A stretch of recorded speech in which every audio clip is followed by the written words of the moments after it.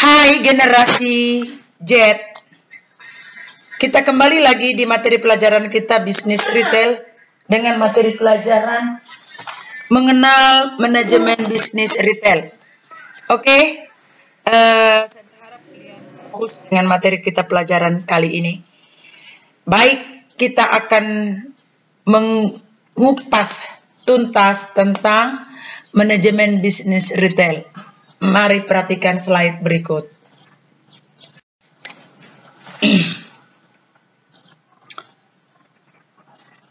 Prinsip bisnis retail tentu sangat penting diterapkan dalam melakukan usaha. Bisnis yang sangat menguntungkan tentu banyak pesaingnya. Sehingga kita pun perlu melakukan strategis yang tepat agar bisnis kita tetap berjalan. Oleh karena itu, pada pembahasan ini kita akan mempelajari tentang manajemen bisnis retail.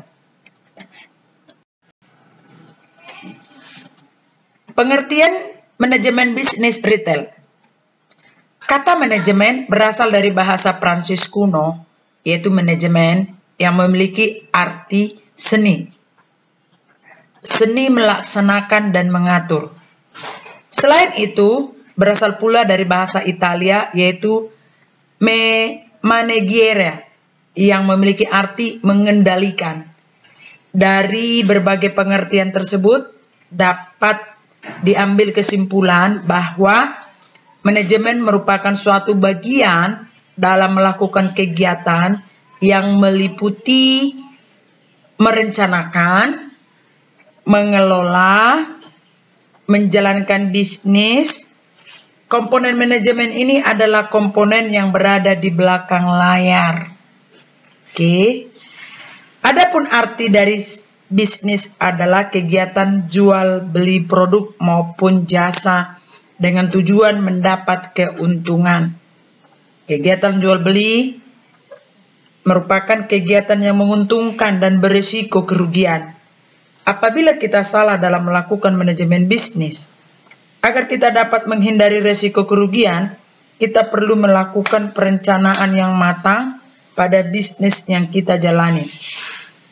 Dari pengertian tersebut, manajemen bisnis retail dapat diartikan sebagai segala kegiatan mengatur seluruh aktivitas usaha retail secara profesional guna mencapai tujuan.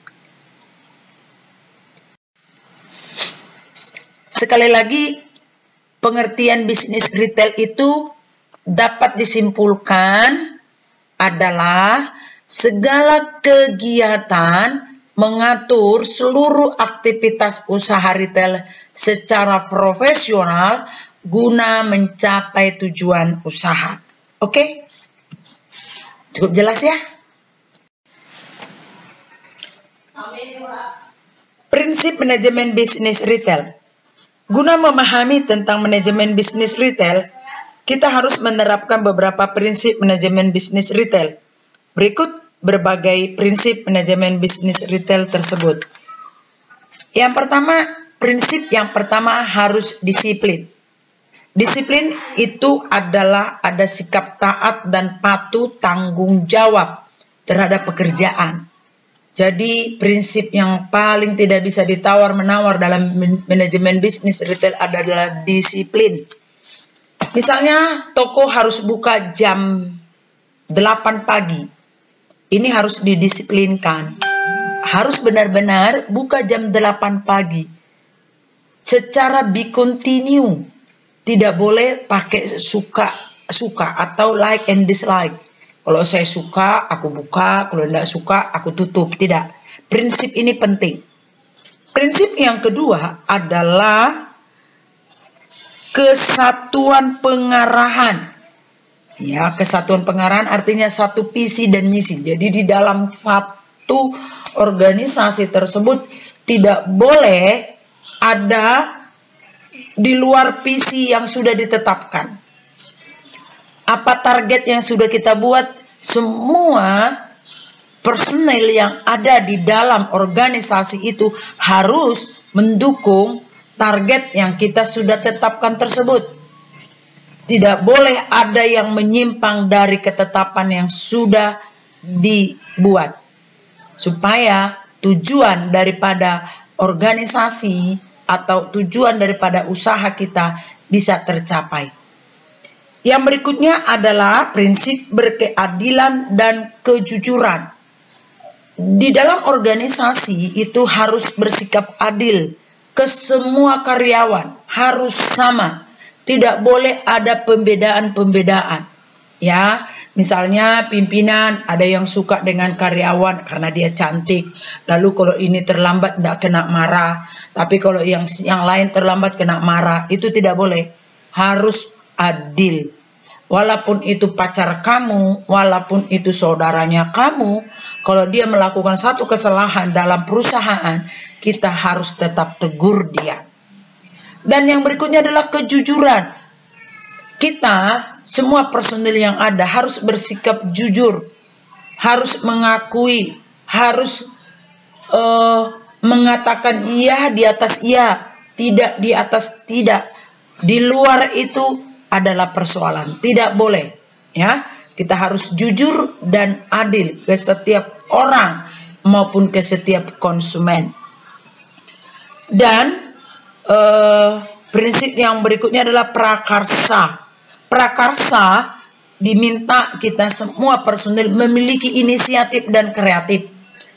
Orang yang memiliki inisiatif, orang yang memiliki kreatif itu berbeda dengan orang yang pasif, yang tidak kreatif. Ya, misalnya contoh, keran terbuka, airnya sudah keluar sampai luber-luber. Orang yang memiliki kreatif atau inisiatif harus matikan gitu ya. Tolong, nggak perlu disuruh. Dia punya inisiatif untuk mematikan keran tersebut. Atau ada sapu yang tergeletak, tolong perbaikan, dibuat, disimpan pada tempatnya. Ini namanya inisiatif. Orang yang memiliki inisiatif, orang pasti menyukainya. Jadi kadang-kadang kita bawanya malas, ini kan bukan kerjanya saya, ngapa pula aku yang matikan lampu, ngapain pula aku bereskan sapu, itu bukan kerjanya saya. Itu tidak baik. Tapi ketika kamu memiliki inisiatif, sehingga timbullah kreatif. Orang yang memiliki inisiatif lah yang mendapatkan kreatif. Orang yang memiliki kreatif lah yang mendapatkan pekerjaan. Orang yang malas, orang tidak mau menawarkan pekerjaan. Orang yang malas hanya menunggu bagaimana dia dipecat. Oke, kita lanjutkan seterusnya. Materi yang selanjutnya adalah ada rasa senasib dan sepenanggungan. Semangat kesatuan. Ya, ada semangat kesatuan. Ada pengalaman yang senasib. Jadi kalau misalnya karyawan kita atau teman kita sakit, kita sebagai karyawan ngerasa ya penderitaan daripada teman kita tersebut. Kita mau tolong loh, kita mau bantu, kita mau sumbang. Kenapa? Itu teman saya, itu teman kita. Ada perasaan senasib, ada perasaan sepenanggungan. Sehingga teman kita yang mengalami musibah merasa terhibur. Karena merasa terhibur, dia cepat sembuh, dia cepat pulih, dia cepat mendapatkan pekerjaan. Seperti itu. Dan yang berikutnya adalah penggajian pegawai. Penggajian pegawai harus sesuai dengan pekerjaan yang dia lakukan. Penggajian itu harus pas.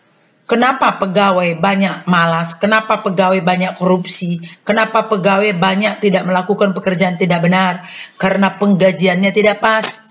Seorang manajer harus melihat sejauh mana beratnya pekerjaan karyawannya. Berilah gaji mereka dengan gaji yang sesuai, yang pantas.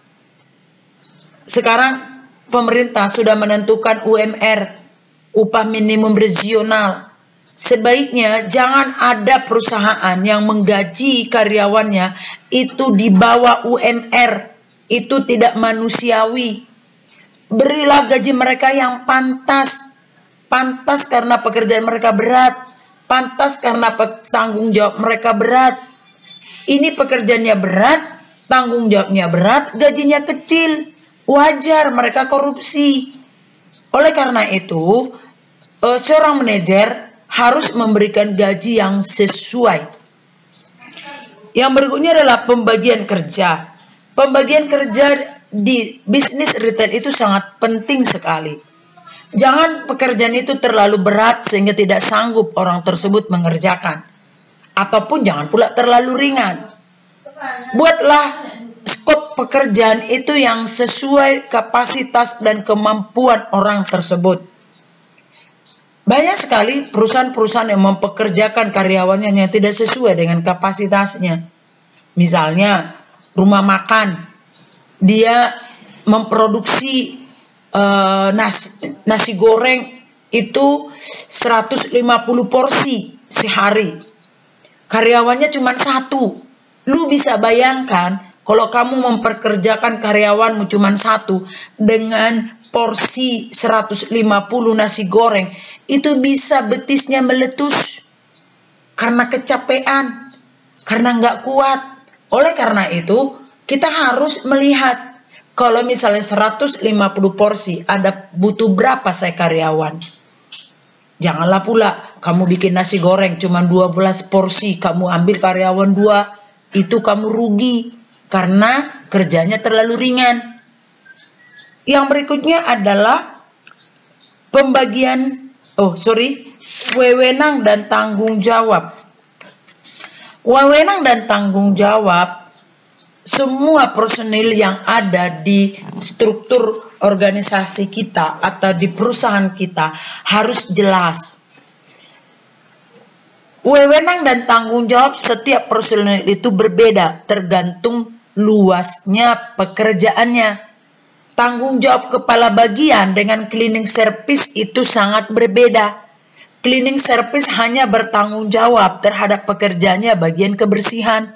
Dia tidak bertanggung jawab terhadap jumlah penjualan, karena itu bukannya bagian dia. Tetapi seorang manajer penjualan, dia akan bertanggung jawab secara keseluruhan terhadap bagian pekerjaan yang dia bidangi. Mulai dari personalianya, mulai dari hasil kerjanya, sampai dengan barang tersebut di tangan daripada konsumen. Dia harus pikirkan ke sana. Oke, kita lanjutkan lagi slide berikut. Prinsip yang berikutnya adalah pemusatan. Di dalam struktur atau di dalam bisnis usaha retail harus ada pemusatan. Diperlukan untuk memaksimalkan hasil dan kekuatan. Semua tanggung jawab, semua laporan itu harus dilaporkan ke atasan kita yang di atas kita.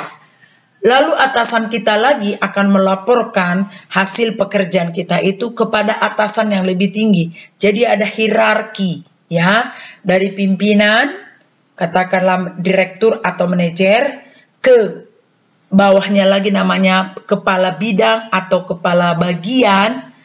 Lalu di bawah kepala bidang ada lagi kepala seksi, ya, yang lebih di bawah lagi yang hanya membawahi 6 atau 10 anak buah. Di bawah kepala seksi adalah karyawan-karyawan atau staf-staf. Jadi di dalam suatu struktur perusahaan atau sebuah organisasi, saya hanya bertanggung jawab ke atasan saya, ya. Jangan aku membuat pertanggungjawaban ke tempat lain, ke atasan yang lain. Itu akan membuat kekacauan sehingga tidak ada lagi pemusatan di dalam hierarki, di dalam kekuatan dan kekuasaan. Oke, yang berikutnya adalah ada pendelegasian, yaitu hierarki. Ya, hierarki tadi saya sudah bahas hierarki. Hierarki itu adalah struktur susunan di dalam organisasi dari atasan ke bawahan dan staf. Oleh karena itu harus ada pendelegasian. Artinya, contoh, untuk menegur cleaning service nggak perlulah manajer atau direktur perusahaan itu yang negur. Tentu siapa kepala seksinya yang membidangi tentang cleaning service, dia yang dipanggil. Jangan manajer langsung panggil cleaning service ke menghadap manajer, menghadap direktur. Itu tidak pas. Dan harus ada pendelegasian, ya, memberikan perintah juga terhadap karyawan, harus ada pendelegasian. Misalnya direktur mau buat suatu perintah, dia nggak perlu langsung kepada karyawan. Direktur hanya kasih perintah kepada kepala bidang. Kepala bidanglah yang memberikan perintah kepada kepala seksi. Dan kepala seksi lah menyampaikan perintah tersebut kepada karyawan atau kepada staf.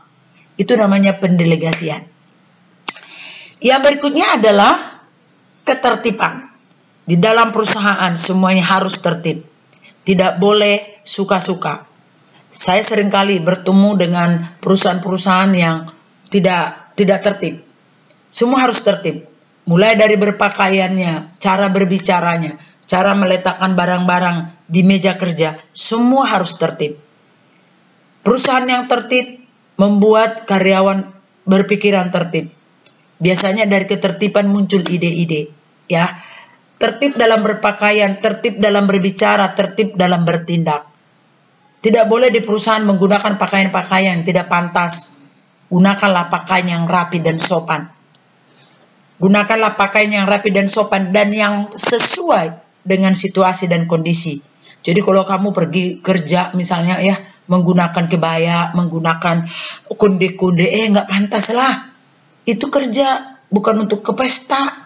Kalau kamu ke pesta, gunakanlah pakaian pesta. Tapi kalau kamu bekerja, gunakanlah pakaian bekerja. Jangan pakaian mau ke ladang.